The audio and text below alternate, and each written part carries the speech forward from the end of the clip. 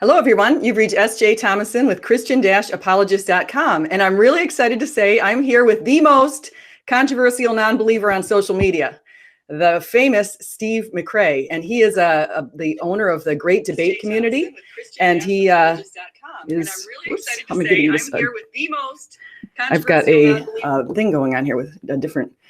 So anyway, I wanted to welcome everybody here. I want to welcome Steve here. He also is with the Non Sequitur channel. He works with Kyle Curtis quite a bit, and they do a lot of good work out there. They're putting a lot of videos out. They become pretty famous. And so without further ado, let me go ahead and introduce Steve. Steve, would you like to introduce yourself, actually? That was like an 80s phone recording. You call somebody up, you get, hi, you've reached, and yeah, by the way, Kyle Curtis, Kyle, he can go by either one. It doesn't really matter. That's why he has two first names. I don't know why his parents did that. Hi. Yeah, glad to be here. I woke up special for this. And I made coffee too, special for this. By the way, you can't see it in there, but that actually is coffee in there. Oh yeah. The magic cup. That cup looks wild. How did you, it's almost like it's invisible. It's so weird. Where'd you get that? I bought an invisible cup. They do have them. No, it just happens to be the same color as my green screen. That is really wild. I like that. So yesterday, well, actually, I've been noticing on Twitter over the last, I would say 3 years, that you are in a lot of debates, and it seems like you sort of like it. And I think you like it when people, especially when people want to say that agnostics and atheists have, there's no distinction, or else they say that they can be an agnostic atheist, and you say that that's really not possible. So I thought maybe first we'd start off with what your definition is of agnostic and atheists, because there's a definition of an atheist being a person who either lacks a belief or they don't believe in God. So what would you say to the lack of believers? Well, at first, I don't get in debates on Twitter. When I use the word debate very specifically, anybody else can use it any way they want. But I've only had 4 or 5 formal debates, and I use that word very specifically. When in fact, when I do a debate, I take my time. I do presentations. I've never lost a debate, and that is not just me bragging. If you actually go watch my debates, my first opponent left young Earth creationism. I would call that a win. My second opponent left during the middle of the debate, and things like that in nature. So I consider those to be definitely wins. When it comes to like the controversial, like I don't think I'm really that controversial in any really kind of substantive way, because all I do is I say what I want to say, when I want to say it, how I want to say it, to whom I want to say it. And I'm just not beholden to any ideological position. I'm not beholden to any political group. I'm not beholden to any to any agenda besides promoting of good science and critical thinking. And so there are a lot of people out there that have been so, and I hate to use the word indoctrinated, but it does kind of fit, or at least they've been conditioned, at the very least, to think a very specific way because of some of the things they watch on YouTube. And so when they hear something that's contradicting that, they have like a Pavlovian knee-jerk reaction, right? They have this response like, oh, I've listened to these people for quite some time. They've all put out the same information. Here Steve comes along. He's saying this. He cannot be right. So they pretty much by fiat think that I am not correct in the things that I say, yet they don't seem to recognize that every expert that's out there, all the people that I know, and you do know, I know a lot of well-educated people, you don't see them going around saying, oh, look, Steve's wrong on all this, right? You never see that happen, because I get messages frequently from these experts saying, Steve, continue what you're doing. You're helping people understand these things. We support you. So I don't know if I'm really that controversial. I think what it is that you have two groups on the internet. You have the ones that want to learn. You have the ones that want to understand these concepts. They're the ones that come to me and become Patreons and become followers on my channel and become friends. And then you have the ones that just want to have these narratives that they put out there, regardless whether they're true or not. So when it comes to these definitional things, all I do is I explain to people how words are used in the fields. Okay, so in philosophy, these words have specific usages, right? It's not that one is more correct than the other. It's not that one is the only definition out there, right? People have laid these charges against me that Steve pushes only one definition. No, there are 6, 7, 8 definitions. I can come up with these words off the top of my head. It's all how you want to use them. And if you use them a certain way, there's baggage that goes along with them. That's it. If you accept lack of belief atheism, there's baggage that goes along with it. That's what I discuss. And when you're talking about things like agnosticism, they're conditioned to believe, because of David Silverman in his book Fighting God, and he goes around saying, well, if you're agnostic, you're an atheist, whether you like it or not. Tough crap, right? Well, we all know that he's wrong. I mean, any academic person that ever has looked into any of this stuff knows he's fundamentally wrong. But he has a political agenda to have. I mean, he's even said this is a political agenda that he does. So these words, the way I use them, all I'm doing is I explain to people how, if you go to college and you want to become a philosopher, or if you want to write a paper or even read a paper in context, you're not going to be using David Silverman's uses of these words. You're not going to be using atheist experience uses of these words. They don't find them in academia. You don't find them in university level. What you're going to be finding is the way I'm explaining them. And I've just flabbergasted and fluxumed that there are still people out there that are arguing against me for using words appropriately and how they would be used in academic context. So that's my opening spiel there. No, that's good. So you would say, if you had to kind of sum that up, so you would say that the atheist experience and David Silverman, who was formerly running the American Atheist Group, you would say that they've created the lack of belief idea. They're creating the idea or the narrative that atheism is a lack of belief, rather than saying that it's a not belief in God. And I think you might have pointed out one of the reasons why they do that is to shift the burden of proof over to the believer. Yeah, there's a couple of reasons they do it. First, when it comes to these groups, what they're trying to do is they're trying to artificially inflate the number of atheists out there for political reasons and political power. I get that. I really do. That's an argument from consequentialism. And there's something to be said for that. Dr. Paul Draper in Stanford Encyclopedia of Philosophy, on his paper on atheism, he notes this. And Genetically Modified Skeptic, he uses the same argument. And I can't fault him for it. I mean, if that's your agenda and you want to artificially inflate these numbers by saying, hey, look, there are a lot more atheists out there than there was before because we're going to change the definition to include them. While I think that's intellectually dishonest, it makes sense from a political point of view, right? Because you want to get political power. I've never argued otherwise on that. So it depends on what your goal is, right? But my goal is not to change the political landscape. And if it is, it's to do so by what I consider to be more intellectually honest means, because I think I'm not a Machiavellian type person. I don't think the ends justify the means on a lot of these things. And especially if they lead to contradictions, if they lead to absurdities, if they lead to category errors, which they do. So they're not trying to change the definition. What they're trying to do is incorporate what a guy named Anthony Flew in 1972 wrote a paper called The Presumption of Atheism.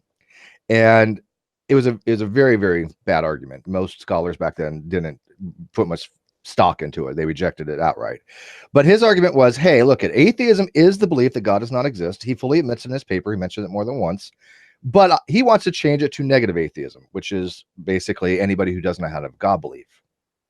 And he relates it to the innocence of a person, that we assume a person is innocent rather than, guilty, or there's a presumption of innocence there. And there's a reason for that in our legal system, right? Because we don't want judicial errors. We don't want an innocent man to go to jail. We don't want a free man to go free. But we value the fact that it is more egregious, more a judicial error for a innocent man to go to jail than a free man to go, a guilty man to go free, right? So there's a reason why we have a presumption of innocence there. That doesn't apply with atheism. There's no reason. There's no exigent circumstances to say, look, we have to presume there are no gods. There's just no reason for that, philosophically speaking. There's no default there. So what they're doing is just trying to incorporate this old 1972 negative atheism approach that Dr. Martin, Dr. Flew, and a guy named Stephen Bullivant kind of promoted. And the problem that I find with that is that the American atheist experience, while they're perfectly fine to do that, they actually at the same time call themselves positive atheist. And the reason they do that, they want to put a positive spin on it, right? And I get that, but it's very confusing because positive atheism to anybody in philosophy means somebody affirms God does not exist. So they're negative atheists affirming positive atheists, and they're changing all these different words from what you would find in the literature, right, in the books that none of these I've read. And so that's what I think leads to confusion. And when people that are not well read on these topics, people that don't go and actually look at for themselves what these words are being used in the literature, that's the only source they get. Right. And they're so confused by it. You see me on Twitter trying to explain these things. They look at me like like does in a headlight. They just don't understand what I'm saying, and then they put the problem on me, which leads to confusion, and as you said, controversy. But it's not. I've been pretty standard for years. I say things that are pretty basic. It's not even that controversial. Yeah, no, I don't. I think that the way you say it, and you explain it very well on Twitter. I think it's kind of funny because people do seem to want to come after you, and I feel like you are one of the. You're kind of like friended, Adam friended, in that you've attracted, or you've got your own Ouch, group. she compared me to Adam Friended. No, it's okay. I happen to get along with Adam. I know a lot of people don't, but it's so cool. Well, that's what it is. What's funny about him is because he's an atheist, but he's totally against anti-theists, and you're what you call, I think you said you're a temporal agnostic, and sometimes you have this little wedge between you and an atheist, and I think it's really interesting. And so, like for example, is when you mention the atheist experience, are you and Matt Dillahunty on better terms these days? No, okay. And I, by the way, I'm gonna get back to your burden proof here. I didn't mean to cut you short on that. I do want to talk about the burden proof at some point, but here's the thing with Matt. Matt's been on the show, the Non Sequitur show. I asked him questions about agnostic atheism prior to the show. He reaffirmed that he thinks agnostic atheism in the weak case is nonsensical, which I figured that he would. But I really had no contact with him before or after until I said something on Twitter and he messaged a tweet and he said no. That's all he said was no. And I was like, well, what's no? What does that mean? Right. Here's the thing. Look, if you're going to try to correct me, give me some reasons why you think I'm wrong, especially somebody like Matt and especially somebody like me who's not just spewing out garbage. Right. And so we had about 5 or 6 exchanges. I know it was on multi-value logic. And all he did was he was just throwing platitudes out there and idioms like, oh, the person who makes the positive or the, what he said was, you believe or you don't believe. Well, yeah, no kidding. Right. I mean, it's like, why are you telling me things that I hear every day, Matt? This is like first grade stuff here. And that was it. It was just 5 or 6 tweets and he blocked me and I haven't heard from him since. And then he goes on to other shows saying, well, Steve's saying this, Steve advocates this, Steve claims this, none of which I do.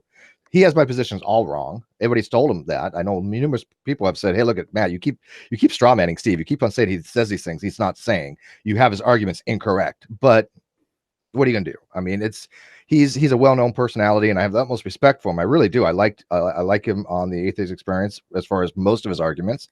I think he can adapt. I think his conversation with Rationality Rules was brilliant on objective morality and free will and all this other stuff that he talks about. I think that he changed his position on free will a little bit. And so I know he can change his position. And yet, as somebody very close to me who is well versed in these topics said, hey, Steve, you're all correct on these things, but you're not the one that's going to be changing Matt Dillahunty's mind. If he ever changes on this stuff and realizes that lack of belief atheism is probably not the best way to go on all this, and it's not really academically sound, it's going to be somebody else who explains them, even though that somebody else might have gotten a lot what they've learned from you. And that's, so, and I agree with that. That makes sense. I'm not going to be one changing Matt Dillahunty's mind. So we're never going to have a conversation on it. Well, you had him. I did watch that debate. That was with him in Inspiring Philosophy, and that was I thought it was a knockdown, remarkable debate. So that was good. Yeah, I like IP. Yeah, I bet you've had a lot of people viewing that on your channel because that was actually really interesting. So yeah, IP guy was getting a little drunk. If you noticed toward the end of the debate. Oh, I didn't notice that. Yeah, he was kicking a little bit, but no, I thought that was a brilliant discussion.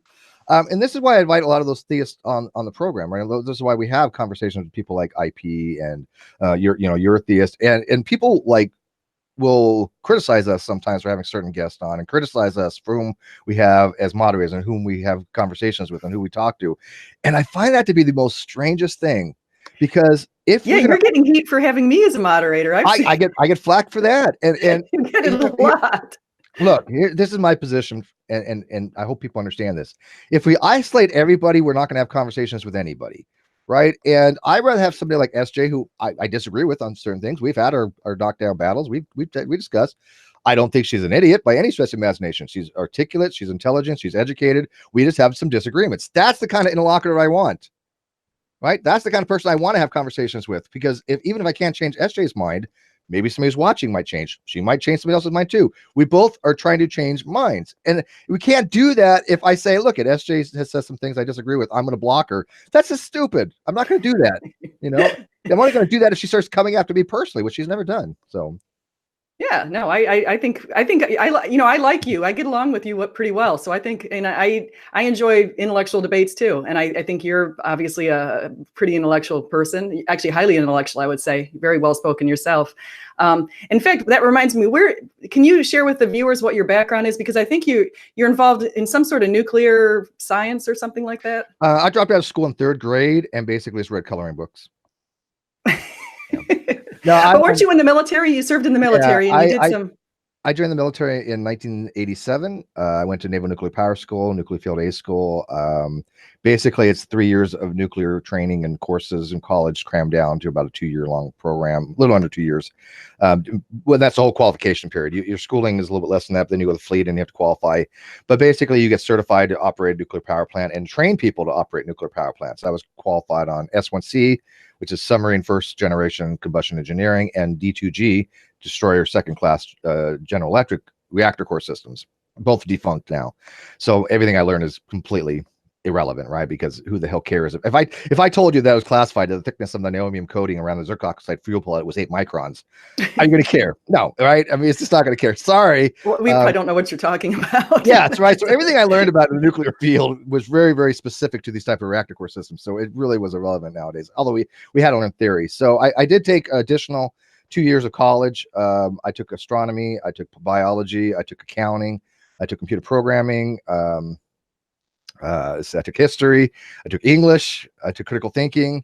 I took a wide variety of just kind of general courses and some specific in physics I took, and calculus I took. I was all over the place. I mean, I had a full schedule for actually I took more than 2 years because I went back and I took some higher level courses, but I didn't finish my degree. So I have 124 semester hours of college, which is and that's what you need to graduate. That's yeah, exactly so the number. so I have the equivalency of a bachelor's degree. And I'm not ashamed to say, look, I think that I do have the equivalence of a bachelor's degree. I just don't have that piece of paper. So I don't say that I have a degree. I'm not, a college graduate, but I can definitely say for a fact that I have enough credits and experience where I would have the equivalent of any person with a bachelor's degree in the nuclear technologies or just, in general education. So I don't think I'm an uneducated person. No, I wouldn't say that at all. And you can see that with how you converse with people. So I think that's become pretty obvious. So I want to ask you, you mentioned a little bit on rationality rules, and I wanted to see what's your take, or do you have an additional opinion on that particular topic that you want to share? Yeah, I happen to be a big fan of rationality rules. I think that he's very brilliant. He's one of the most knowledgeable laypersons that I know of. He's like me. We were kind of self-taught in a lot of things, and he gets it spot on. And we've had our conversations, mostly in private. Like 99% of our conversation, him and I just talk on DMs that nobody ever see, but they're really, really interesting. And he had a controversy recently with the whole transgender thing, and of course that blew up in everybody's face. But I think that he's an honorable person. I think he's honest. I think he's intellectually honest, and I think that he'll fix whatever he gets wrong. But he can articulate arguments very, very well, and he doesn't just pass me off. For example, Alex O'Connor, right? One of his friend. Yeah. So I mean, Rationality Rules will message me, and he'll be like, "Hey, have you watched Alex's video or something?" And we'll talk about it and say, "Look at, what do we think Alex is off on this?" Because I was talking to Rationality Rules, and I said, "Look, I love Alex. Don't get me wrong; he's a genius kid, but he says things that are just strange sometimes. Like he was arguing that to me, he was telling me in email that he was a motivist, which is a non-cognitivist position. It's a moral non-cognitivist position, right? And he was also saying there's a moral subjectivist, which is a moral cognitivist position, and it was just really, his ontology was really all over the place, right? And it was also seemed to go into what's called ethical subjectivism, or no, he was a subjective reductionist. And so I was kind of pointing this out to Rationality Rules, and he was kind of noticed the same thing. And now I come to find out that Alex has kind of changed his position on all this. He's modified it and he's refined it because he's going to Oxford now. He's learning about these terms. But at the time when I was making these criticisms, people were coming down on me going, "Oh, Steve, you're wrong. Alex is completely right." I'm like, you don't even know what Alex is talking about.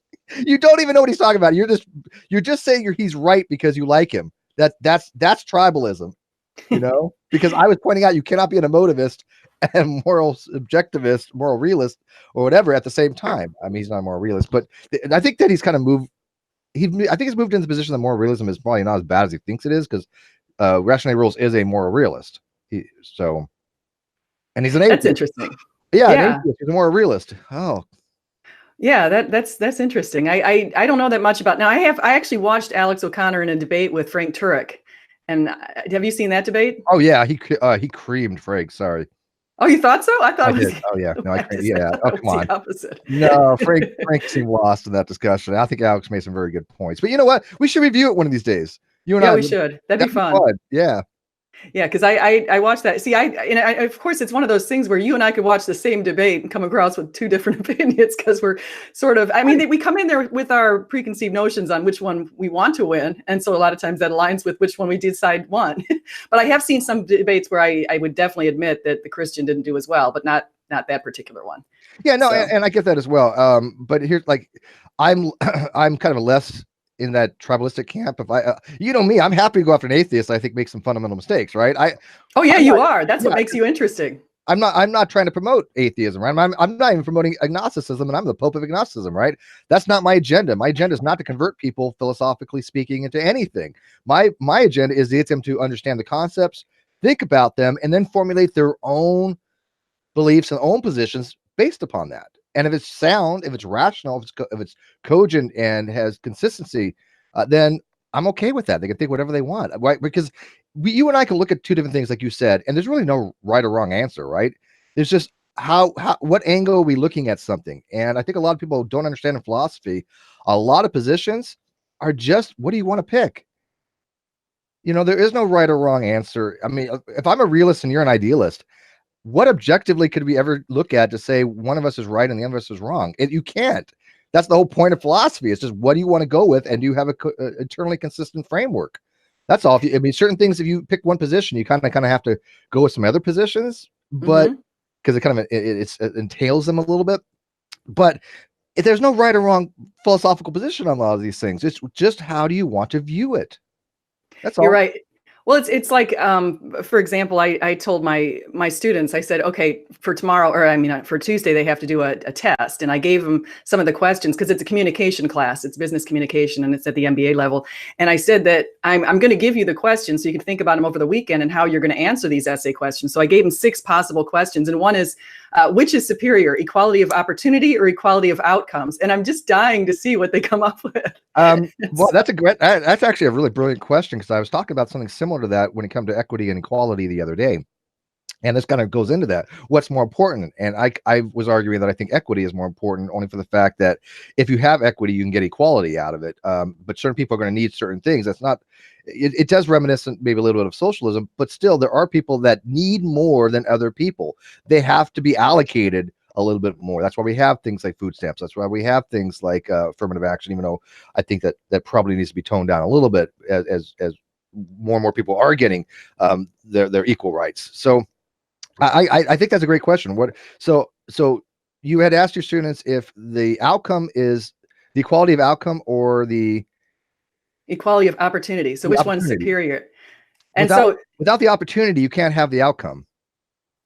So yeah, I think it's going to be fun to see what they come up. I mean, I'm really interested because I tend to favor equality of opportunity, but I do understand what you're saying. I do understand there are some people that are just inherently smarter and they're going to be performing better. And and they've shown that if you have high IQ, it correlates with job performance and it correlates with a lot of good outcomes for people.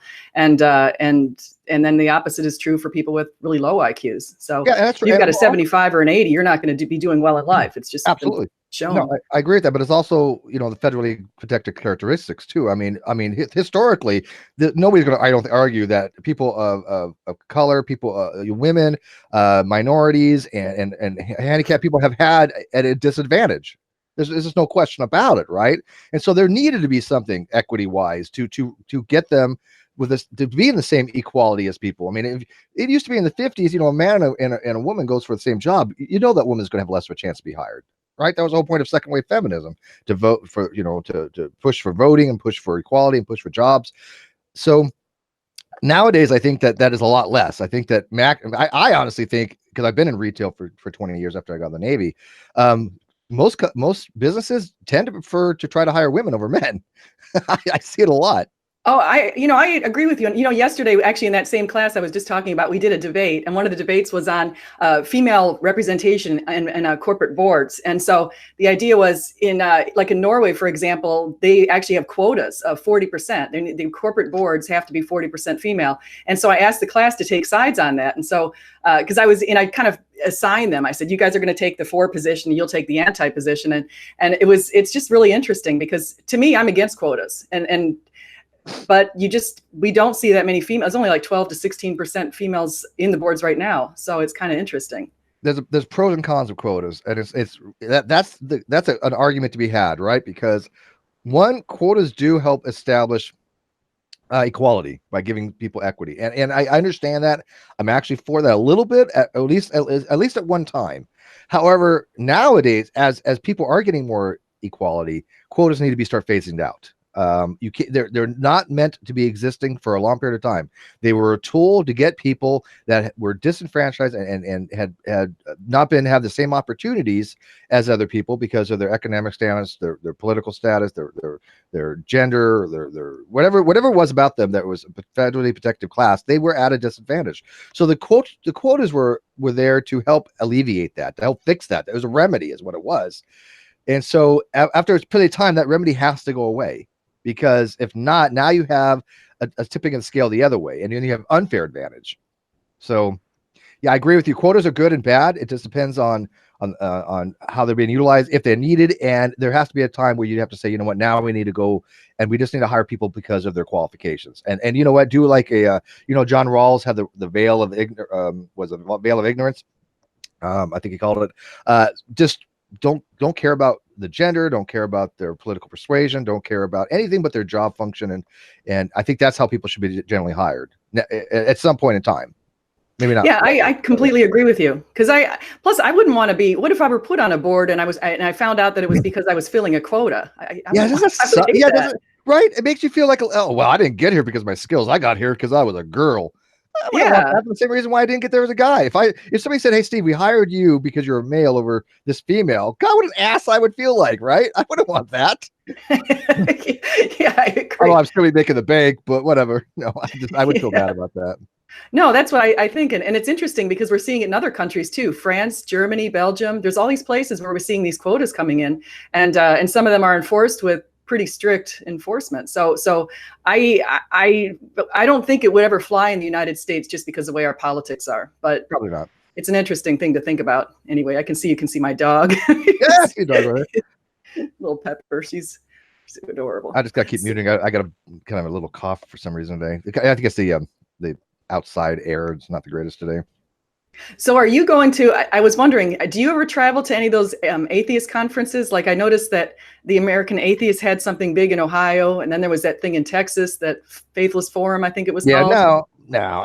First of all, like I said, the people that go to those, and half of them I get along fabulously, a couple of them I don't, obviously. But they're there to promote an agenda, right? They're promoting atheism. And that's not my shtick, right? Now, granted, I'd love to go for the social thing because, I do have actual friends in those communities, but I probably might go one day on something, but it's just nothing that I really have much of an interest in, right? I mean, it's like saying, hey, Steve, we're having a NASCAR event, and even though it might be my friends, I'm not interested in NASCAR, so it's nothing that I'm gonna go to, even though I would qualify, because those events are not just for atheists, they're for non-believers, and of course I'm a non-believer, so I would qualify. And a lot of them, like, oh well, you're agnostic, therefore you're atheist. So in their minds, I'm already one of them, which is bizarre because I keep telling them I'm not, but they get to tell me what I am. And then which is weird because, again, people like Matt Dillahunty will say, well, people should label themselves the way they want, but you need to label yourself the way I do because you can't say you're an agnostic and non-atheist kind of thing. It's like, why not? And then he'd be like, well, Steve's going around telling atheists they're not really atheists, that they're agnostics. That's not what I do, Matt. Stop telling people I do that. I've never relabeled anybody. If you think you're an atheist and you want to call yourself an atheist by whatever definition you use, knock yourself out. I've never argued otherwise. I never said, hey, look, you're not a true atheist. You're an agnostic. That has never been an argument I've ever had. Stop saying it is. But no, I don't really go to those events. My big thing is, like, I'll have a friend come down to visit me. I have a couple friends that have literally come down to where I live now, and we've headed out and had the most greatest times. Recently, Ruhif came down. If you know him, Glenn. No, I don't think I do. He's an Australian bloke. he's done very well for himself in Australia, and he has the freedom to travel. So he flies out here once a year, and he just recently came up here, and him and I went to Palmdale, California, and did a video on debunking some of these flat Earth videos. So we took surveying and did a lot of cool stuff. And his video just came out this morning. So if you go to Ruhif's channel, check that out. But yeah, that's the kind of stuff that I enjoy. But I don't go into groups. I'm not a sociable person in real life. Can you tell? No, I actually think you seem very sociable, because you get on these you get on lots of channels and you're on chatting with people and having a good time. So you strike me as an extrovert, actually. I you know what's funny is I really am an introvert, a lot, actually, believe it or not. But when I go into some settings, if I'm having a drink and I'm chatting up somebody who's intelligent and we're having a great conversation, then I become the extrovert. But if I'm not having somebody as like a wingman or somebody that I'm having a dialogue with or somebody I find interesting, I just sit by myself, type on my computer, and sit down and have a drink at a bar by myself or drink coffee by myself. I'm not really that sociable. I'll ask questions to people every so often, like in my coffee place. I'll be typing something up and I'll be like, hey, you mind if I ask you a question? Especially the people that work there, they don't know me by now, right? And I'll be like, hey, what do you think of this? And they'll give me feedback on it, which is kind of nice. Yeah, that's good. So what's your day look like? Because one time I was noticing that it seemed like you never sleep. So it was like, because I was noticing one time that a lot of tweets were coming in kind of through the day, and there didn't seem like there was any space of 8 hours for you to sleep. Oh, first of all, I've never slept for 8 hours. I'm military. Yeah, sleep is I tried it once. It was overrated. My sleeping patterns, I have insomnia. I really do. These are facts. I have insomnia. I have sleep paralysis. I might even have sleep apnea.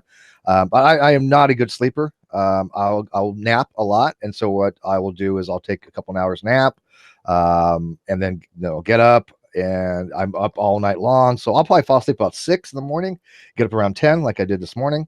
And so I've had 4 hours. And then later on, like before Non Sequitur show, I'll lay down around 3 o'clock, get up about 5. So yeah, my sleep patterns are really, really, my circadian rhythm has always been bad. So when you're wondering why I'm up so much, you go to bed at 6. Yeah, 5 or 6 in the morning. Really? Well, you got to remember, I write my blog, 3 a.m. Philosophy. Guess when I write that?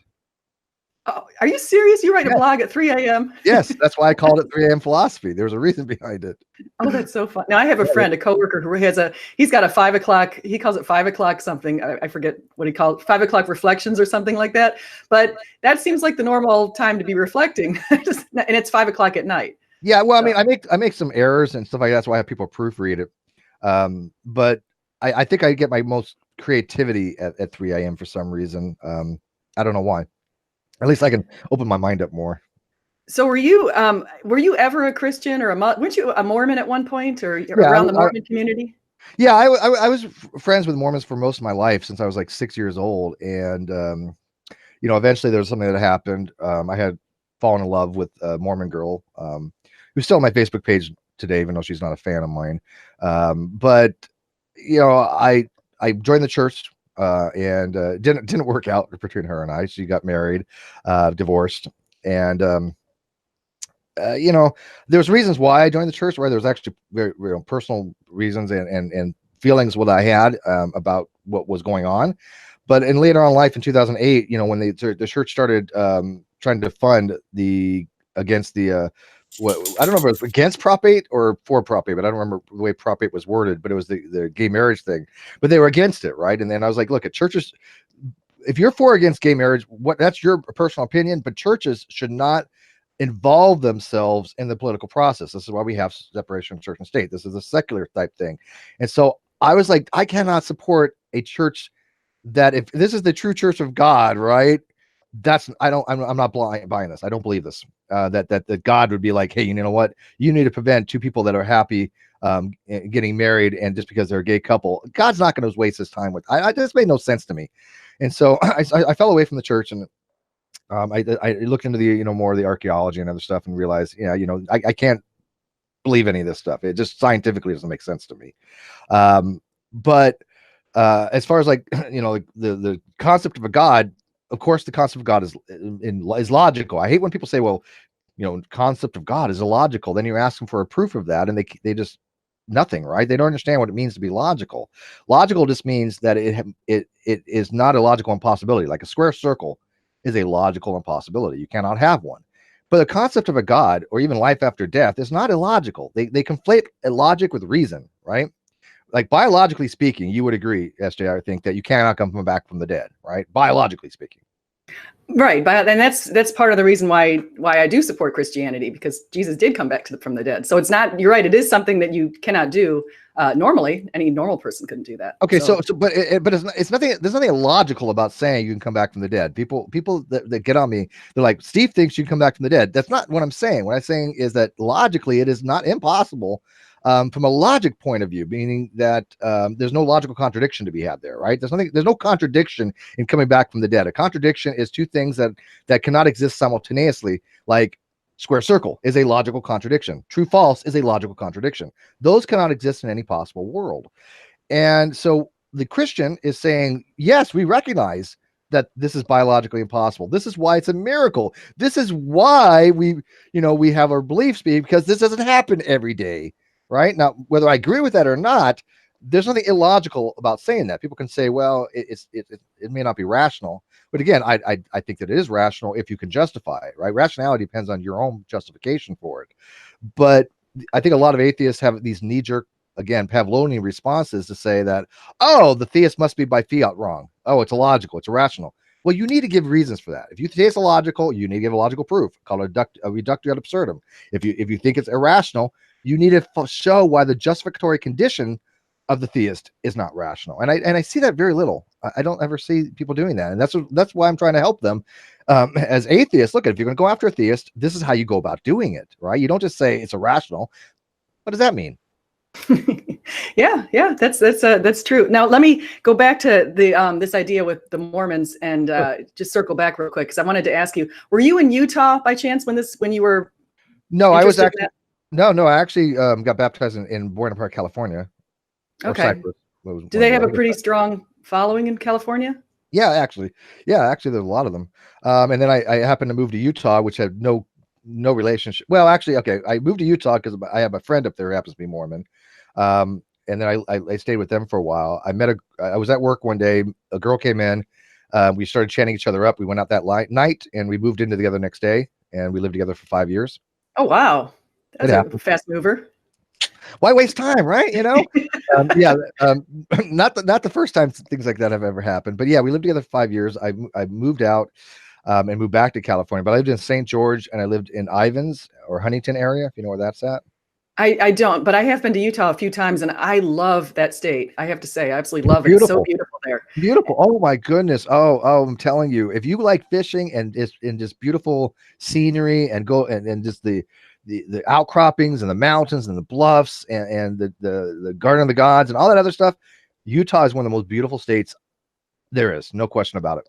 It is, and I have to say, with all of I met a number of Mormons actually, because I interact with a lot of people from Southern Utah University, and they host conferences out there a lot. And so I've met a lot of people who are, and I think they call it LDS, Latter-day Saints, I should probably say. So I've met a lot of LDS people, and they're really industrious, smart, nice people. Yes. I'm very impressed by that group. So I've never had a problem with the people ever. I mean, in fact, they were the most helpful, kind, generous. My friends' mom and dad, who are no longer with us, who were my second parents, they were the greatest people I think I've ever met in my life. I've also knew, like, Donnie and Marie Osmond, right? Yeah. You knew them? Well, I knew their parents, George and Olive. They were customers of mine in St. George. George would come down all the time, take me and my girlfriend out for lunch. He was a big fan of mine because we just had some great conversations.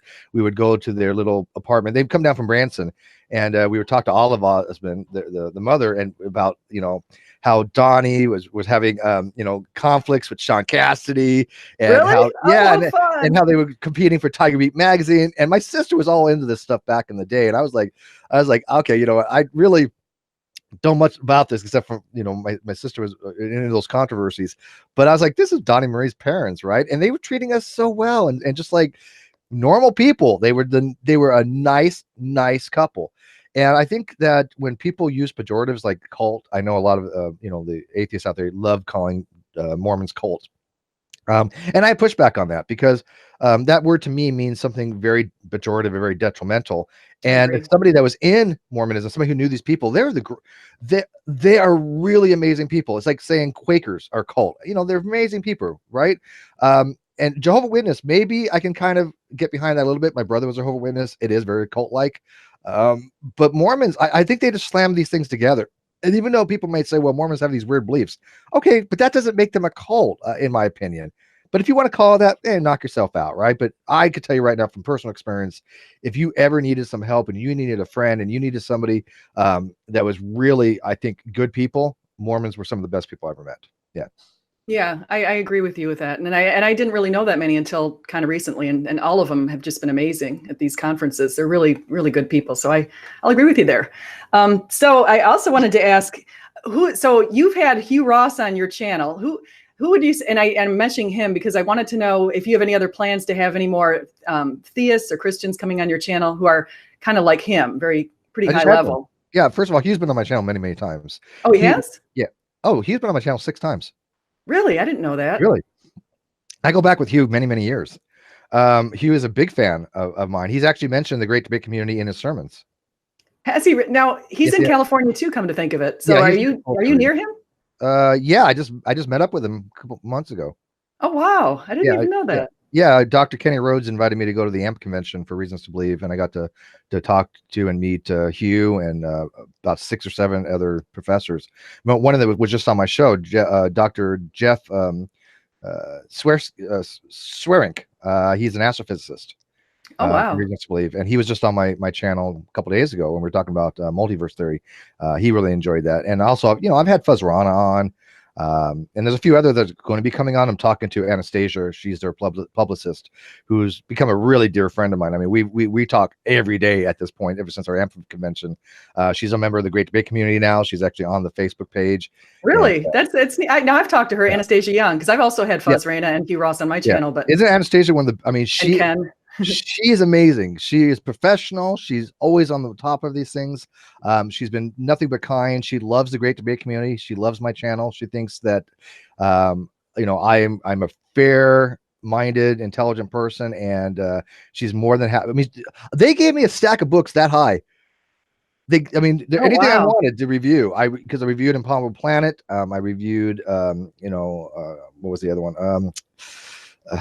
So I is don't Hugh's remember the books? book. Because I've read Oh yeah, 6 of Hugh's books. yeah. He's books on Genesis. Yeah, I have that one too. Navigating Genesis. I Yeah. haven't read it yet, but I reviewed like Dinosaur Blood and the Age of the Earth by Fuzz Rana.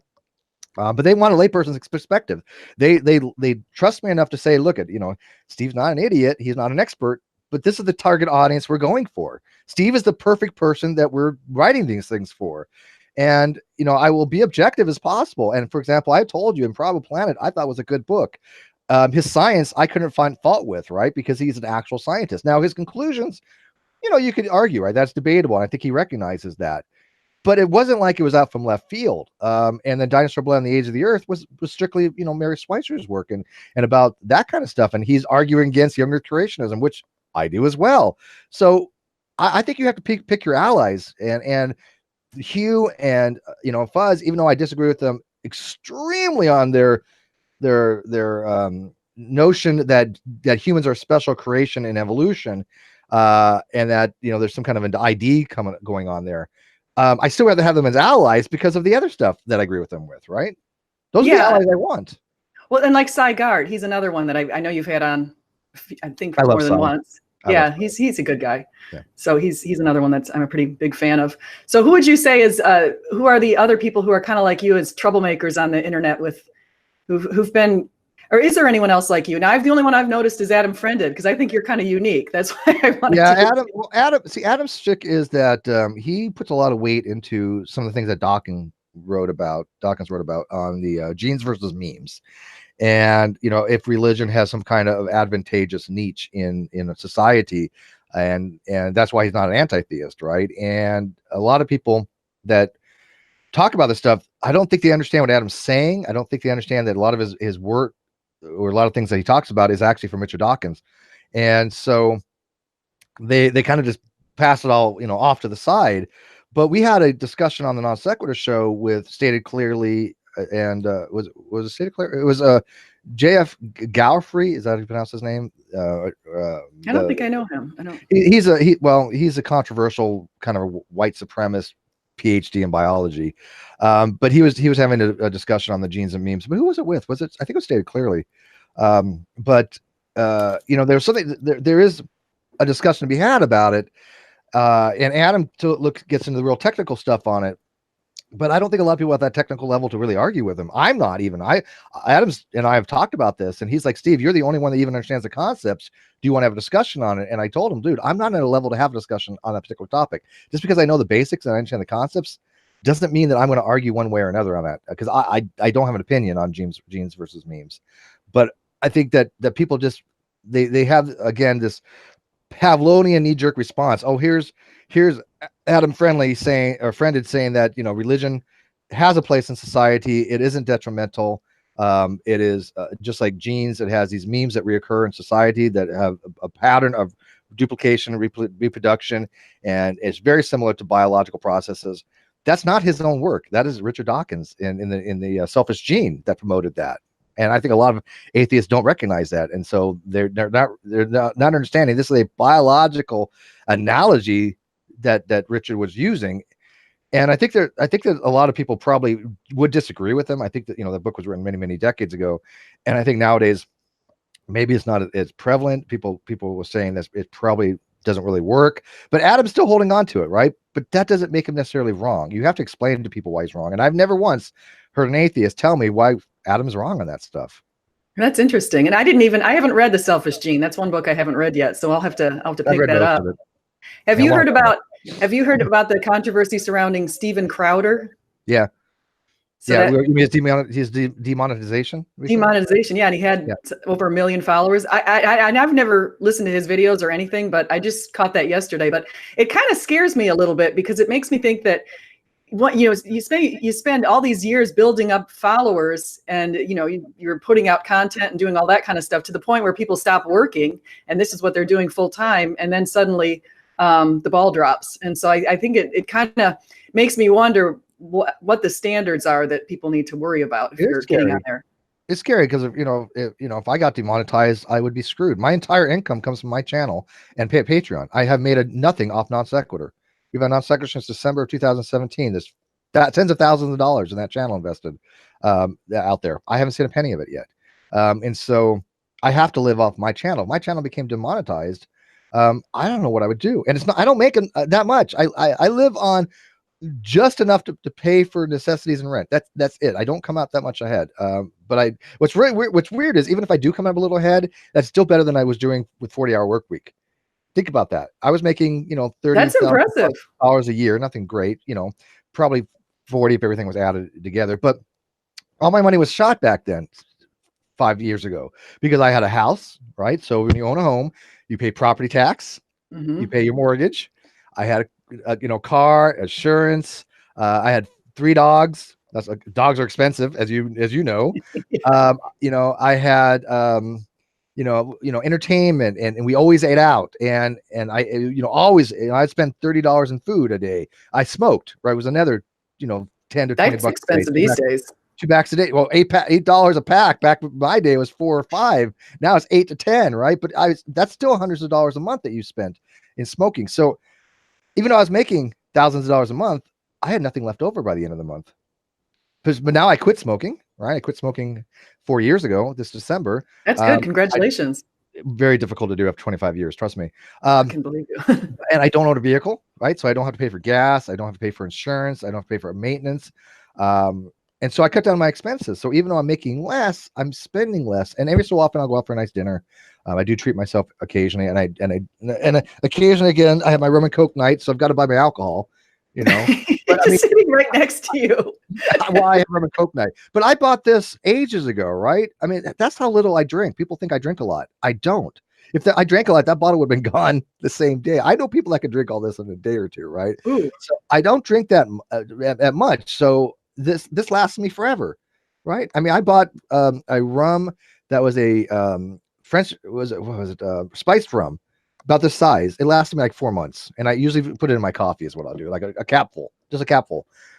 So I'm very frugal, and with this demonetization thing, though, if it did affect my channel, or even non sequitur, if I ever get some money out of it, which I'm supposed to get, I get like 50%, obviously, it would be very detrimental. So Steven Crowder, like you said, has 1 million subs. What is it about these channels that need to be demonetized? I mean, sure, some of them are controversial, but that's not a reason to demonetize. You want the controversy because guess what? People are watching that. He has 1 million subs, right? That's it. Well, I even look at Adam Friended. He has his main channel, his Think Club channel, has like 60,000 subs, and he got demonetized last December, and he's been appealing it, and it's never gone through. Yeah, see, it infuriates me because I think YouTube is making some bad political decisions. I think they're catering to the PC crowd, the social justice crowd. And I see a lot of groups doing that. I mean, the whole thing with the ACA, look at the split there because of social justice. You had, John Laricati just leave.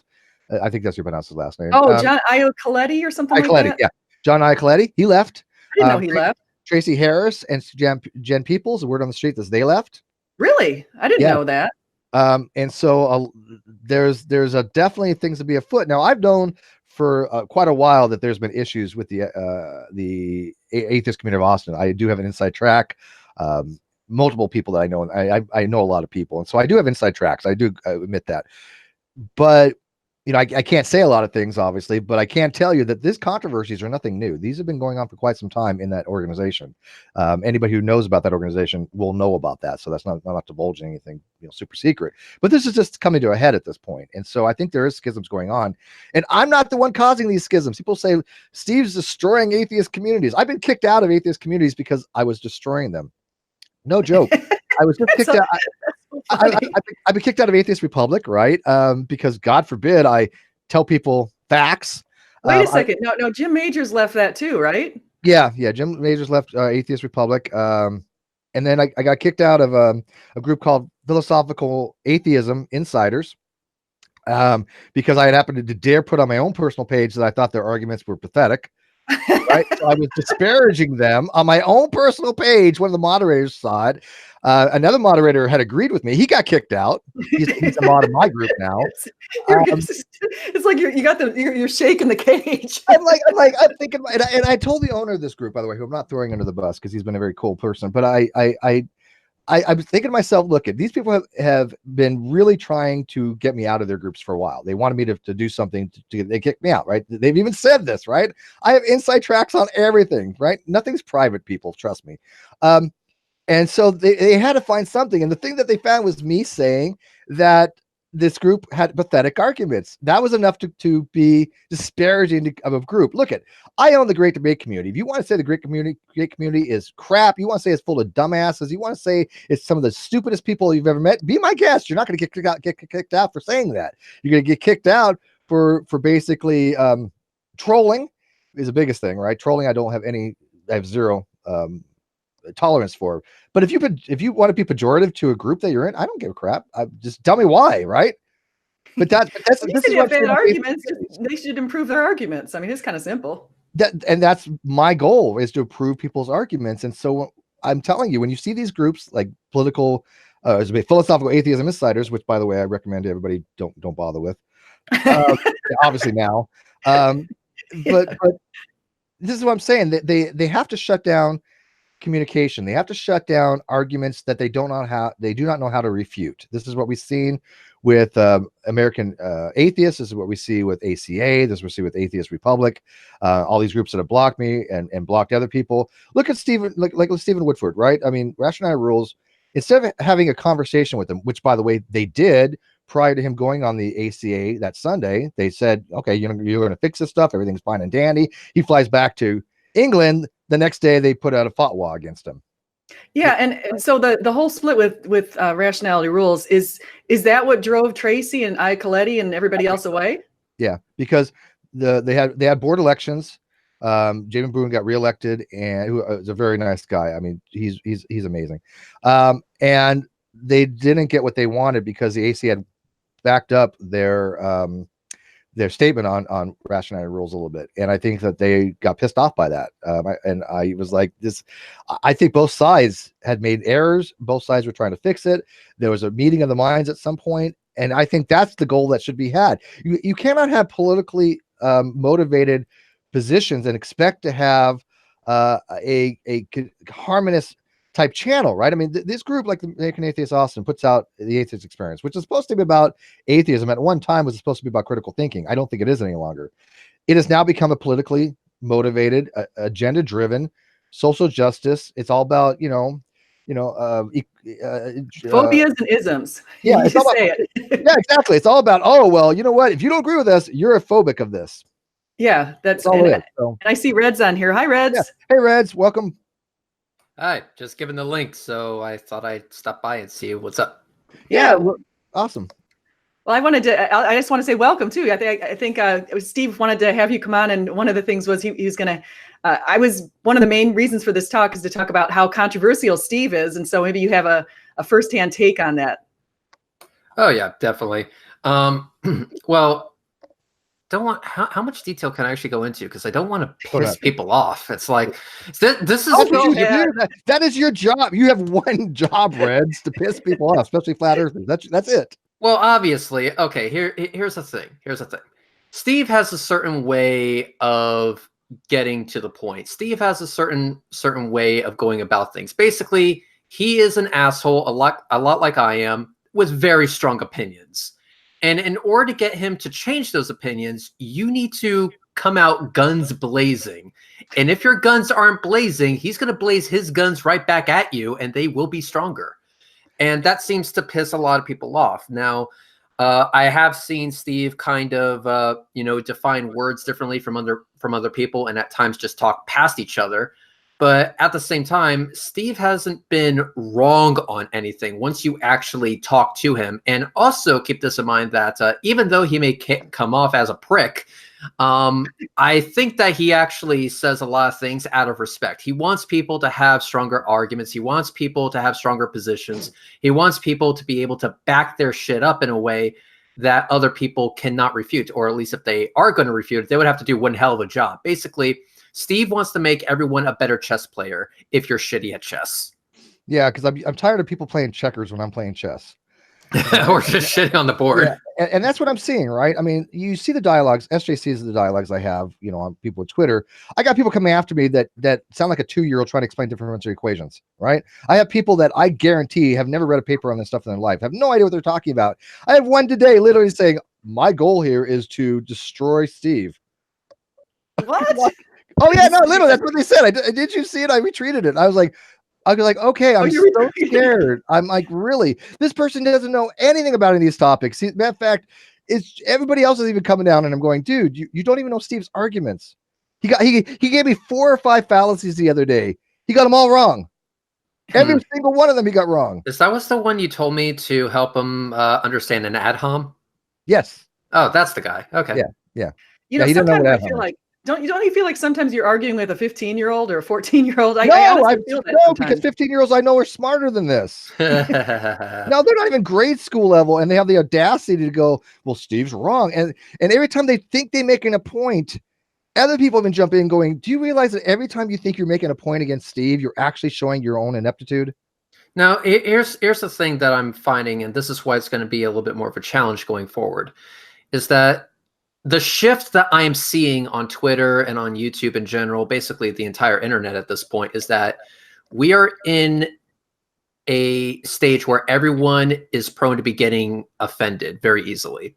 Everyone is getting offended, and everyone is working towards getting offended, even though they don't actually know that that's actually what they're working towards.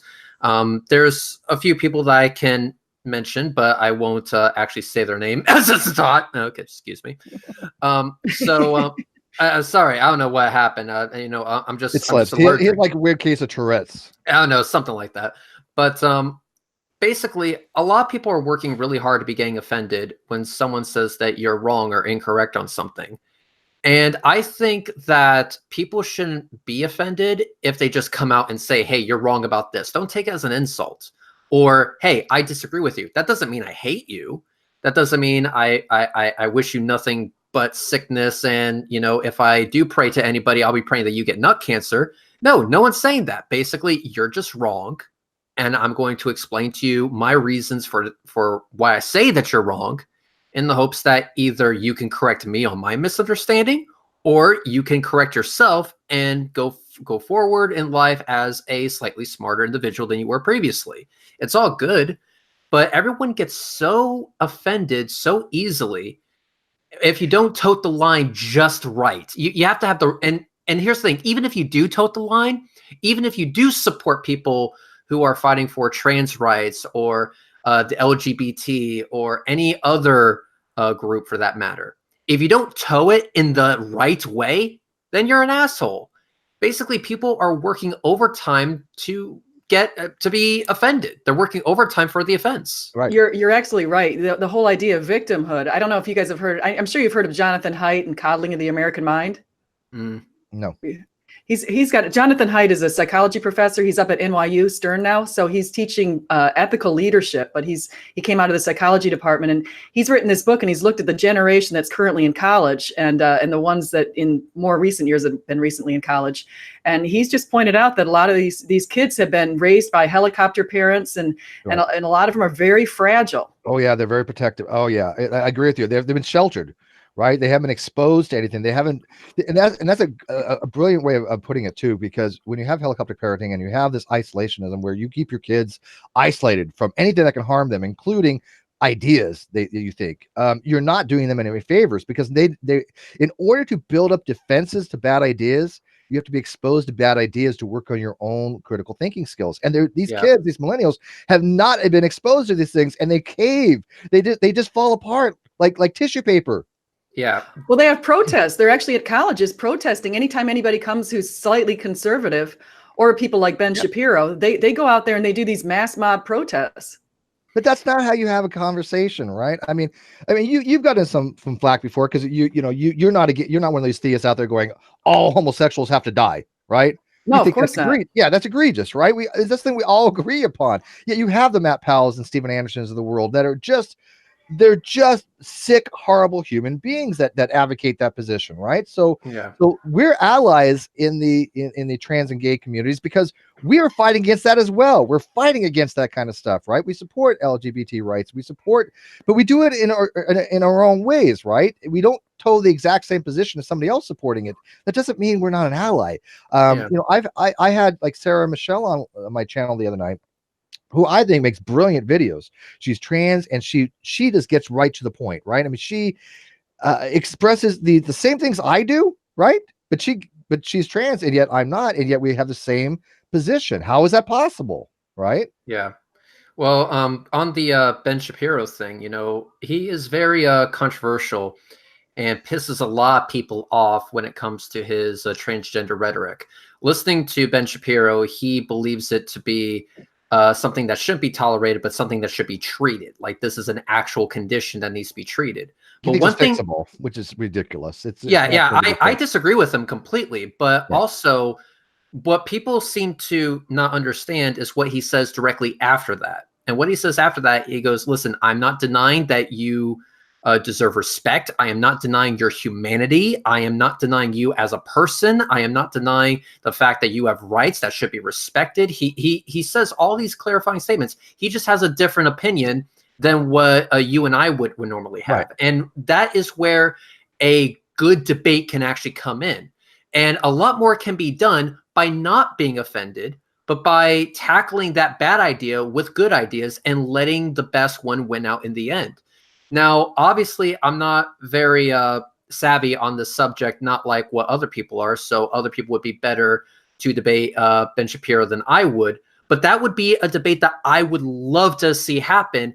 And I, for one, would not be offended if it actually did happen. And I would like people to stop protesting if it actually did happen, because basically anyone who wants this shit to go in a way that is, let's say, progressive, then you have to not act like a fucking child, which is regressive. Yeah, and Yeah, I agree with Ben Shapiro. He's look, I would never want to debate that man. no, and he's a brilliant debater, right? Like him or hate him, it doesn't matter. He's good at what he does as far as discussions. But those are the kind of people you want to have discussions with. Look, if you disagree with Ben Shapiro, which I do on a lot of things, I want people to have a debate with him. I want people to have a discussion with him who are better at debating than he is, and find those people. Why shut down the conversation? You're doing nobody a favor at that point. Nobody. Exactly. I would say, okay, well, put your money where your mouth is and go ahead and debate him, but do it in a respectful way. And with the understanding that Ben Shapiro is not, a guy that wants to kill all trans people and stuff like that, because he says over and over, he doesn't deny their humanity. He doesn't deny the fact that they deserve respect. All these good things that he was saying after he said something that, in my opinion, is demonstrably false. But that's where the debate comes in, and the debate can happen on a respectful platform in a respectful environment by not just the debaters, but by everybody. And that's where I think a lot of people are fucking up, because if you do that, you're only holding back progress, in my opinion. Yeah, and I think it does people a disservice to lump people like Ben Shapiro in with the Matt Powells and Stephen Andersons in the world. Right. Oh, that's not right. That's people say, oh, well, they're both hurting transgender movements or whatever. And you might have an argument to be had for that, but you're talking apples and oranges. I mean, you're talking completely egregious different levels of this person in society. These people are advocating for the death of gay people. Let's think about this. Okay. That's nowhere near the level of Ben Shapiro going, I think it's a fixable order disorder. I don't think it's a real thing. Whatever he's advocating for is nothing compared to that level. Right. So no, I don't think, you have to have different categories of these things. Right. Yeah, that's fair. Yeah, I think so. If you were to look at those douche canoes that Steve just mentioned previously, then fuck them. No conversation with them. Just mock, laugh, and honestly do whatever you gotta do. I agree with that. I think mockery is great for certain people, right? Because I don't have any respect for Matt Powell or Stephen Anderson. No, absolutely not. I mean, I don't even talk to him out anymore. I stopped talking to him ages ago when I realized he was dishonest and just generous, because he would be asking me questions. I would explain to him. He would understand it. 5 minutes later, he'd go on air and just BS completely what I just said. Well, right? I mean, he just was so damn dishonest. You have no idea. Well, here's another problem that I'm seeing on the Twitters and the YouTubes and the internets in general, and that is the complete lack of charity. People are automatically jumping to the conclusion that if you say something that is a little out there, that they automatically assume that's coming from a bad place. I didn't want to bring up this example, but I'm going to, and fuck me, I'm going to have to apologize for it later, probably. But the whole definition of an engineer thing. So when Steve McRae said, Katie, in my opinion, you're not an engineer because of X, Y, and Z reasons, it was really an argument of semantics and stuff like that. But wrong or right, Steve was not saying that to be an asshole, was not coming out that for the sole purpose of beating somebody down, I think. Right. So agree with him or disagree with him, I think that Steve McRae said that from not necessarily a good place, but definitely not a bad place. He wasn't going out of his way to say, oh, you can't be an engineer because you're a woman, which is what the assertion eventually turned into. And I'm like, okay, now you guys are full of shit. There was just no charity. At some point there has to be charity with people and be like, okay, I'm going to go ahead and discuss this with you as an adult and see if we can come to some understanding on what you meant, or try to see where you were coming from. If it is then discovered that you came from a shitty place, then go fuck yourself. But if it comes from a place where it was just really pure fucking semantics with no ill intent behind it whatsoever, then why the hostility? Why a complete douche canoe? Yeah, no, people don't ask me, hey Steve, what do you mean by that? What is the reasoning behind this? I never got that. It is you're wrong. And then it led into like, oh well, Steve's just being sexist, whatever. Absolutely ridiculous. But nobody, at least publicly, they did privately, but nobody publicly said, hey Steve, what's your reasoning for this? And privately, the people that did go, oh, that makes sense now, because I was able to explain it to them about why I have positions that I do, right? And it's the same thing when it comes to like the whole atheism thing and agnosticism thing. People don't have that charity, right? They just have these knee-jerk reactions instead of going, hey Steve, why do you think that way? And by the way, almost not all, but most people that come to me in private that I have long-term conversations with are now patrons of my channel, or now coming to my channel, or now agree with me. I have more people now than ever. They're like, you know what? I hated to say it. I wanted to argue against Steve. I really thought he was wrong. I reviewed what he said. I looked at the logic. I looked at the rationality. He's right. Atheist experience. I'm sorry. You guys are not telling people the whole story. I think a live omission and still lie. And this is advantageous to me, but this is because people are coming to me in private and asking me, because as Red said, when you're on Twitter and you have these, some people have no principle of charity. They think that I'm saying something that's coming from a bad place. It's not. I have reasons for why I say, and if you're not going to ask me those reasons, you're not going to have a productive argument. Yeah, well, it's not going to happen. I agree with you. I think, you know, and it reminds me, you know, it reminds me of, have you two watched the Kathy Newman, Jordan Peterson debate? I'm aware of it. But I'm aware of it, but I did not watch it. No. It is so funny. It is I so funny because she gets on. He'll say something like, you know, there's a gender pay gap, but a lot of it's eliminated when you factor in some of these factors like women's choice of jobs and that kind of thing. Right. And then she's like, so you're saying women shouldn't make money? Yeah. Yeah. Well, and that's what I'm saying. So you I see stuff like that happen. Exactly. Bingo. You automatically jump to a really bad place where you start assuming the other person's intent. Yeah.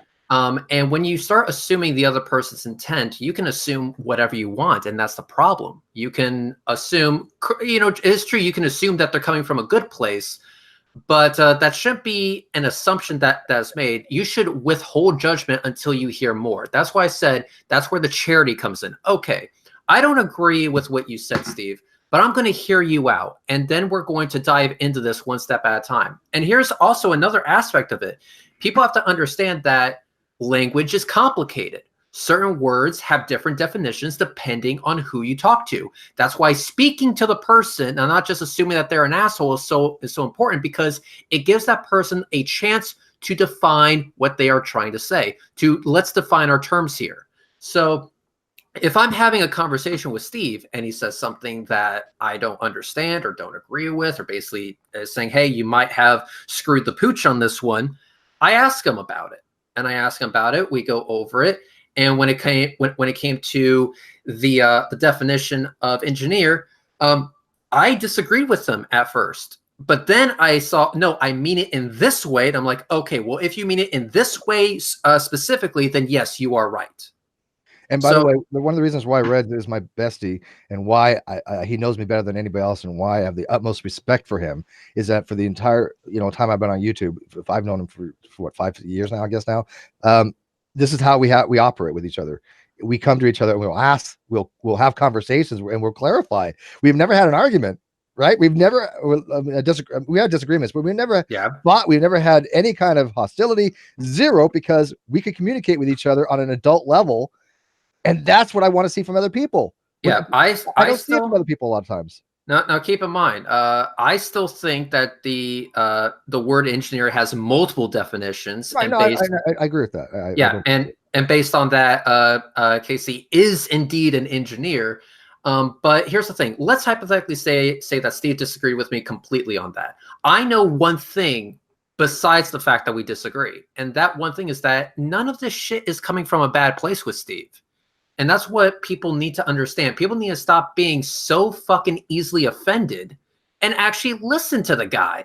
Yeah, and then maybe I'm an asshole for saying something rather than ask me why, right? Yeah. So basically use that charity and branch out and be like, okay, Steve, I'm branching out to you. Let's go ahead and discuss this. What do you mean by that? Oh, and by the way, how you approach Steve also matters. If you go to Steve as an asshole, he's more likely to be an asshole back. I'm sorry, it's just human nature at this fucking point. Yeah, come at me sideways, and I'm not going to be your too receptive to what you have to say to me, right? But people that have come to me in earnest, and people coming to me with respect, I'm going to give it back to them. I give what I get. I've said this forever. I don't know why it's so controversial, but Esther, like your whole thing about the controversy, Red's really kind of nailed it. The fact that people don't give me principle of charity. People will automatically assume what I'm saying is wrong and take it from a bad place. That's why there's controversy. That's why there's people out there that dislike me. That's why there's people that still to this day will say very pejorative things and say argue things I don't argue. They will say, hey, look, Steve's just an idiot. He doesn't know logic. He doesn't know this. And yet you ask them anything about these subjects, they draw a blank, right? Yeah. I have I've spoken to individuals who shall remain unnamed that have said that that Steve McRae is wrong on X, Y, or Z. So basically, I said, hey, listen, I have a channel. I have the ability to make hangouts, and Steve kind of owes me for a lot of shit. So I can definitely get him on, and you can discuss it with him directly. You can go ahead and bring this up, and you know what? Debate him on it. Bring your best argument for why you believe what you believe against Steve and why Steve is wrong and so on. And guess how many people who are really gun ho about Steve being an asshole or Steve being a coward or Steve being whatever. Guess how many people took me up on that offer? Zero. I'm gonna guess 0. Well, by the mere fact that there is no such hangout on my channel, I guess process of elimination becomes very easy at that point. Yeah, we're smart. Yeah, no, and look, I've offered the same thing. Like, I got a debate this Friday on Modern Day Debates channel with a guy named Jared, and I know very little about this guy. He told me a little about his reasoning. It was sufficiently well written enough for me to go, okay, you're not the Duke, right? Because if you guys remember the Duke Modern Day Debate, that debate that I had with him, I felt like I was kicking a cripple kid. I mean, the guy just Duke Bonanza? The Duke. No, not Duke Bonanza. I don't know the Duke. The Duke Bonanza is okay. No, the Duke is that guy that I debated on Modern Day Debates channel. He was just inept. And so this other guy wanted to discuss the same kind of topic, but he seemed like he at least was a little more on the ball. So I'm going in blind, but I don't mind that because I think that this particular topic I'm pretty well versed on, at least to the point where I feel comfortable enough to talk about it with anybody. What is the topic? Atheism and agnosticism, the same thing, All right, but is you said Jared? Is Jared and Christian or? No, he's an atheist. I think okay. And you don't see like Matt Dillahunty and Aaron Ron, all these guys jumping at the chance to come after me, although they say I'm wrong, but they'll jump after a theist, right? They'll jump after anybody they can. No offense to theists, but the reality is you're not going to say, hey, look, here's God, right? They know this, right? So they always fall back to, oh, prove God exists or demonstrate to me God exists. It's hyperbole, right? And I think it's straw manning, but they know that's never going to happen. They cannot lose a debate on that particular topic because no theist is ever going to say, show them God, just like no atheist is never going to show God does not exist. I don't think that's going to happen, right?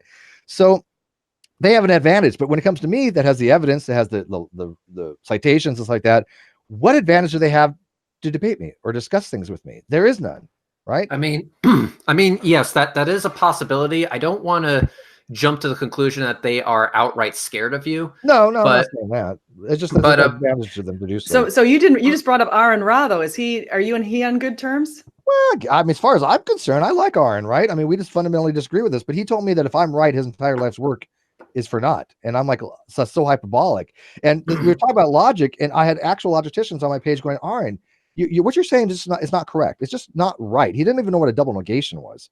And it's like he's trying to argue things above his pay grade on these subjects. And it comes up as very foolish to people that do know these topics, because I'm telling him, look, you don't have to believe me, but why is it every other person who knows these topics is also telling you you're wrong on this? There's a reason for this, Aaron. I'm sorry, and he doesn't want to talk about it, which is fine. But doesn't I don't know why he blocked me on it. I don't know. He blocked you? Well, I don't know. I don't know. I'm not going to speak to. He rattled his cage. Well, I'm not going to speak to Aaron here. I'm just going to say that Aaron definitely did not give Steve the charity that I was referring to. None. So whether or not Aaron is scared to lose his entire life's work, I guess. Okay, if you want to go ahead and put it that way, that's fine. But at the same time, the principle of charity still applies. It still applies in every single aspect, because you can't just say, oh, how about this? I respectfully refuse your debate, but would love to talk to you about other subjects. That's perfectly fine. That's what I would expect somebody to do. Look at it, Steve. We're never going to agree on this. Let's just not talk about the subject and focus on, explaining to people why young Earth creationism is right. That's what I would think a person should do. But you have a lot of people whispering in Aaron's ear. You have people whispering in Matt's ear. You have people whispering in Kyle's ear. You have people whispering all over the place. And these little, I'm going to call them like chihuahuas because they're nipping at my ankles. They're the ones that are causing a lot of discord because, again, as Red said, first, they don't know anything about these topics, but they're not giving me principle of charity, not giving me the respect to come at me straight on and say, Steve, I think you're wrong. Let me show you why. And I offer people the opportunity to do that. They can come on my channel anytime. The only people I block that do that are trolls. And Reds knows who I am, and he knows why I do this, right? Yeah. He knows there's a reason for why certain people are not allowed to come on my channel and have discussion with. It's not because I'm scared of them.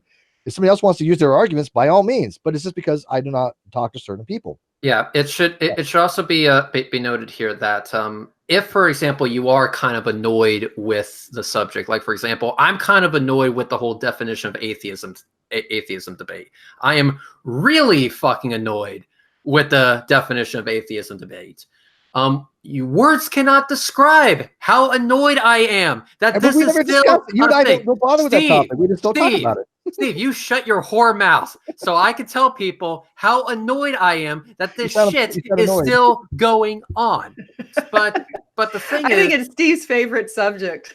Yeah, I know it's his favorite subject, and it annoys the shit out of me. So basically, instead of me getting mad at Steve, I just say, "Hey, Steve, I don't give a shit. Can we just move on to something else?" And guess what? It was great. It was great ever since then. We haven't ever discussed it, have we? No, never. It's not a topic that's relevant between us. It's a completely irrelevant. We have other things that we'll discuss and harp on and go after people with. I mean, Reds is like the greatest debunker of flat Earth on YouTube. I mean, there is no one better. That's the stuff that I'd rather focus on if that's what I'm going to be going on Red's channel with, right? I don't want to talk about atheism. I don't give a crap. I want to show people why the Earth isn't flat and why they're idiots, just like Reds does. Right? I just don't even get the logic behind the Earth is flat. I mean, do they actually think the whole world is under this conspiracy? It's just crazy. So they think that like Sputnik, I mean, all the stuff that we have as evidence of the Earth that's a globe. it's insane. They are insane. Yeah, they are insane. Let me go ahead and give you just an example of what I got yesterday. The sun is an interdimensional portal, and light does not travel. Mm-hmm. Like Pac-Man's sun. Yeah. Didn't you have somebody on who drinks his own urine too? Yeah, we had a couple. Yeah, well, we had Dave, the free man on the land, and I think there's another one too. Pancho Pete. Pancho Pete drinks his own pee, and I'm pretty sure. I know I saw a video with Patricia Steer, Mark Sargent, and a bunch of other people doing it as well. Yeah. So, but anyways, I will quick. I know we're getting late here. I don't want. But there's two things I want to touch on. One, I want to screen share real quick. I want to show you what somebody wrote on my Facebook page because I told them I would, and they're going to be watching this. He's a mathematician. The reason I wanted to show this is because these are the kind of messages I get daily. I have been getting inundated with messages saying, Steve, thank you for all you do. Thank you for explaining these things. I'm now on your side. My numbers are going up tremendously. My Patreon's starting to go up. I have a lot of messages. Now, I don't show private messages, so I had this person put something on my public Facebook page. And so I'm going to read this. We'll come and screen share it. He writes, it is obvious to me that your detractors have a fundamental misunderstanding of how logic works. Two propositions can be a dichotomy without the belief in the proposition being a dichotomy. It's the belief in the proposition that throws out having to choose one or the other. It's really a basic concept, and I'm actually surprised that so many people do not understand it. Others' ability to grasp a concept doesn't change the fact that you are right, though, concerned mathematician. And this is what I get from actual experts all the time. This is what I get from people that know these topics, is that I'm not incorrect on these things. I'm not wrong.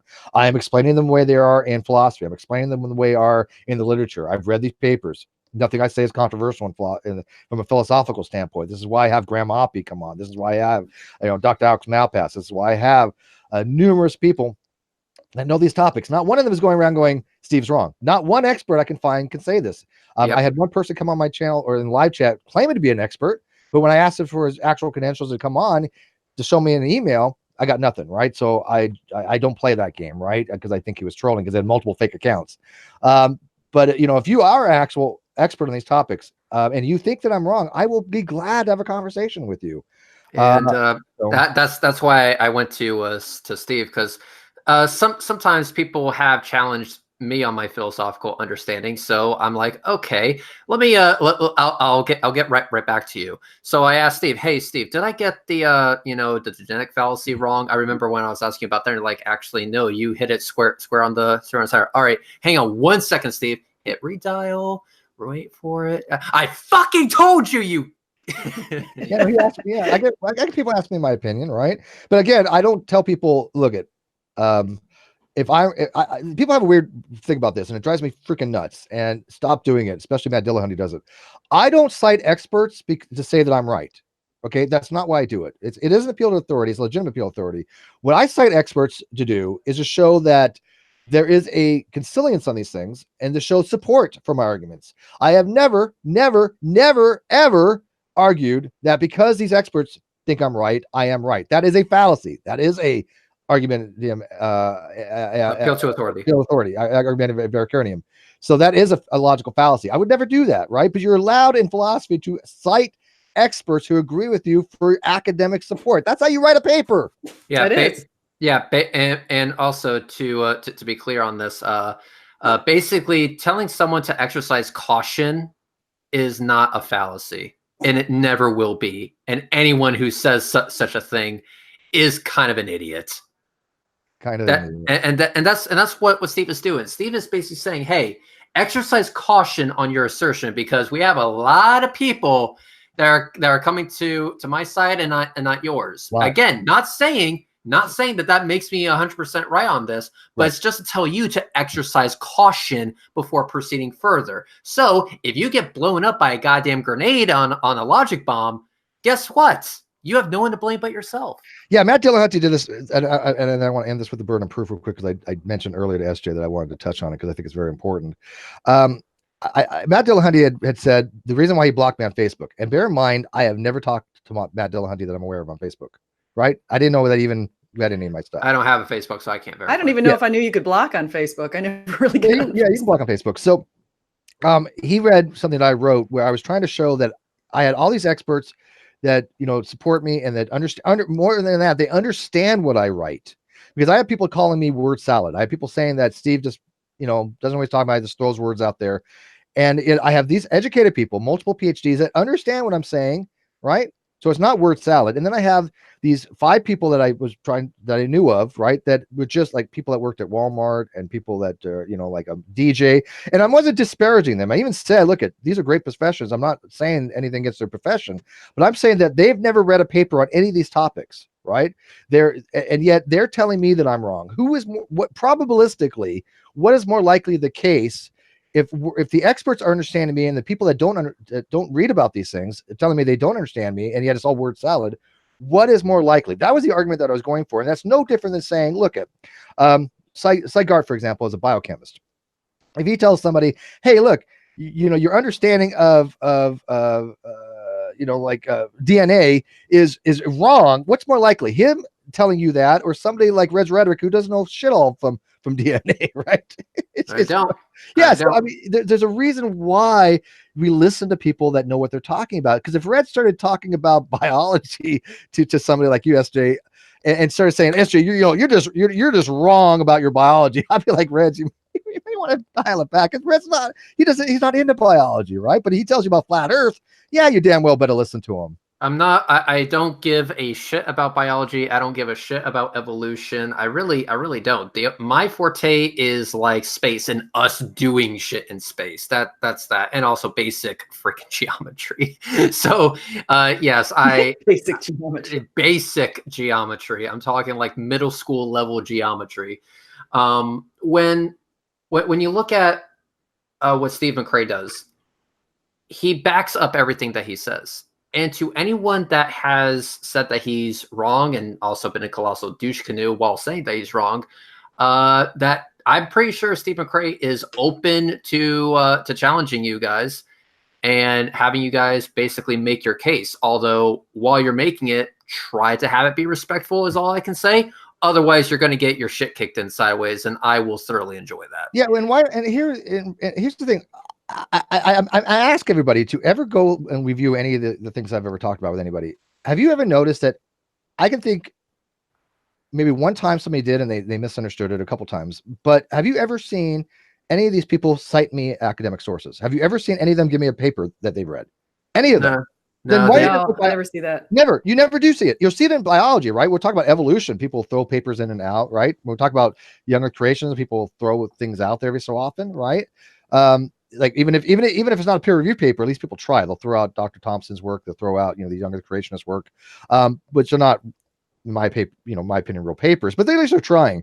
But when it comes to these discussions on atheism and agnosticism, not single person I can recall this year, at least for sure, has given me anything. Not one citation. Yeah. Hey, I wanted to read it. You asked me yesterday, you said, hey, can we mention this in the thing? So what J-Rod wrote, so he said, J-Rod said this on Twitter. He said, speaking about Steve, he said, because he actually has some common sense and is not afraid to not back down on an unpopular but correct idea. I'm a theist and have learned more about actual philosophy from him than any atheist out there, and I watch quite a few. So that was pretty nice. And that's the greatest compliment I can get, right? I mean, that literally is the greatest compliment I can get, that whether you're a theist or an atheist, that you've learned something. Yep. And and quite honestly, anytime that I learn something new, I see that as a great day. Why shouldn't we strive for something like that? You know, that's what conversations can actually do. But people are so quick to just assume the worst. No charity given whatsoever. And granted, there are some people out there that have lost that charity for very good reasons.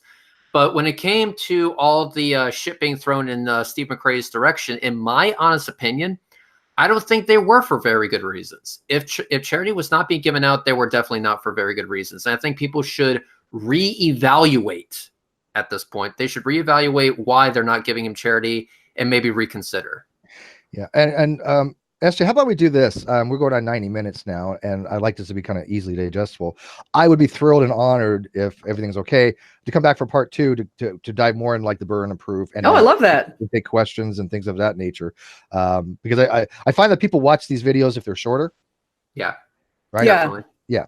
So if the audience is okay with that and you're okay with that, I would love to come back for part 2 and then get into like why atheists have a burden of proof, whether you're a lack belief atheist or you're a positive belief atheist. Why I do argue that, which is one of the most controversial things out there right now, I think, in these atheist groups I have been told, people that are like, I have this Arkansas group, Arkansas atheist something or other. They sit at Denny's or whatever and they drink coffee and talk about my arguments. I'm thrilled. That's interesting. Right. That is. And yet, you know, the people that I talk to that are epistemologists and the philosophers, you know, they're just like, well, yeah, Steve's not saying anything that controversial. This is how, you know, we view it as well. And I'm trying to explain to people that this narrative that these American atheists and atheist community of Austin saying, well, atheists don't have a burden of proof at all, is completely fundamentally wrong. But this narrative that atheists as a lack of belief position doesn't have one, that's a little more debatable or at least discussable. But I have very good argumentative reasons why I believe that and why I have citations to back that up from actual atheist philosophers, right? But I think you have to be really out there left field to say, and I do know atheists that do this, say, well, look at, I claim there's no God, but I don't have a burden of proof. What? What? Repeat that to me. That isn't even worth discussing. That is like flat earth level bad, right? So, but anyways, never go. No, I think that's maybe we can do it in the next week or so. If you'd like. And by the way, I do argue agnosticism has a burden of proof, by the way, and so does Dr. Malik. Agnosticism does have a burden of proof, and I will get into that, what that burden of proof is, and I will be happy to explain it. I've done it before about what I have to do to meet my burden of proof for agnosticism. It's not that difficult, but it's something that people have to think about. Why do you hold a particular position? Why do you hold agnosticism? That is a burden of proof. Why can't you make a decision? That's, as Bert Poole brilliantly points out, because God, that man's smart. He says, stop going after Steve on the technical stuff. You're going to lose. Go after Steve about why he doesn't formulate a position on the proposition of God, and he's right on that. That's what people. Interesting. Yeah, so we'll have to talk about that too next time. So, well, great. And Reds, you're always welcome to come back too, if you'd like to join us. So we have a continuation of this conversation. Yeah. Thank you for putting up with my potty mouth. I appreciate it. It's all good. It's all good. Well, thank you everybody who's been here. We really appreciate it. And I'm going to go ahead and stop the broadcast.